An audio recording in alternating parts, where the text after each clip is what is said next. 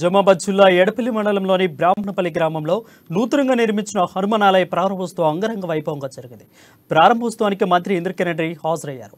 మంత్రి మాట్లాడుతూ రాష్ట్రంలోని దేవాలయాలను అభివృద్ధి చేసిన ఏకైక ప్రభుత్వం బీఆర్ఎస్ అని, ఇప్పటికే 5,000 ఆలయాలు దేవధూప నైవేద్యాలతో 6,000 రూపాయలు అందజేస్తున్నామని తెలిపారు. త్వరలో గ్రామాలకు ఆలయాలకు ధూపదీప నైవేద్యాలు నిధులు ఇచ్చే విధంగా చర్యలు తీపడతామని వెల్లడించారు.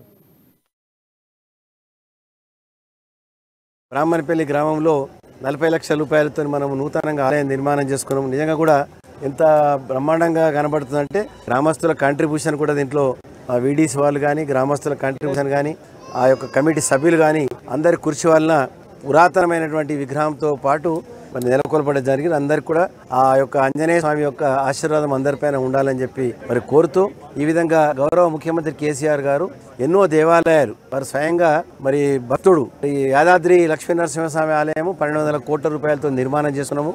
ఆ విధంగా ఎన్నో దేవాలయాలు మనము పూర్తి చేసుకున్నటువంటి సందర్భాలు చూస్తున్నాము. మరి ఈ సందర్భంగా బ్రాహ్మణపల్లి కాకుండా మళ్ళీ మాకులోకి వెళ్ళాలి. ఈరోజు పెళ్లిళ్ళు బాగున్నాయి. హైదరాబాద్ 4 గంటలకు మీటింగ్ ఉంది కాబట్టి తొందరగా ఉంది. అదర్వైజ్ ఇంకా 1 అవర్ కూడా ఉండమంటే ఉండేవాని. మరి అందరూ కూడా మంచి ఆతిథ్యం ఇచ్చినందుకు